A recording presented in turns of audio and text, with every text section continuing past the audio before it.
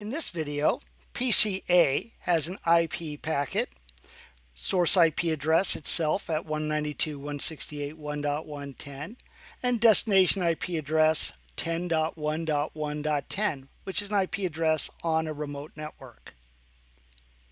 So the destination MAC address will be that of its default gateway, 192.168.1.1, the router R1 in this case. PCA checks its ARP cache for that IP address, 192.168.1.1, and there's no entry with a MAC address.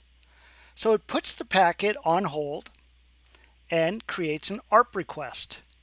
The ARP request has the IP address of the router, 192.168.1.1, and the target MAC address is unknown. The destination MAC address of an ARP request is a broadcast. So it will be sent to the switch, and the switch will flood it out all ports except for the incoming port. PCB receives the ARP request, compares its own IPv4 address against the target IPv4 address in the ARP request, and notices it is not a match, so it is not the intended target.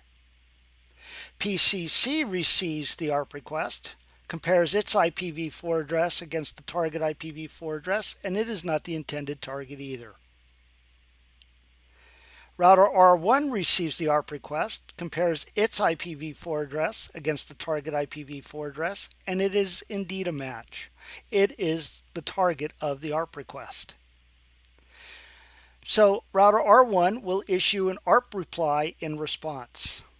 It will include its own MAC address, 000D, along with its IPv4 address.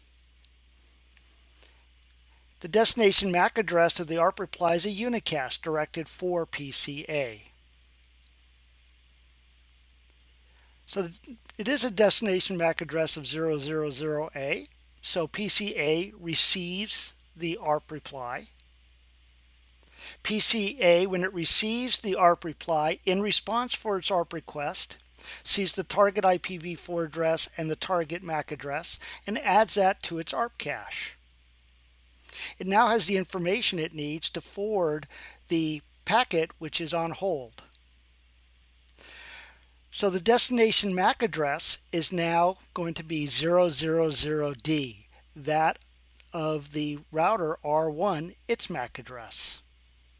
And now PCA can forward the frame onto router R1.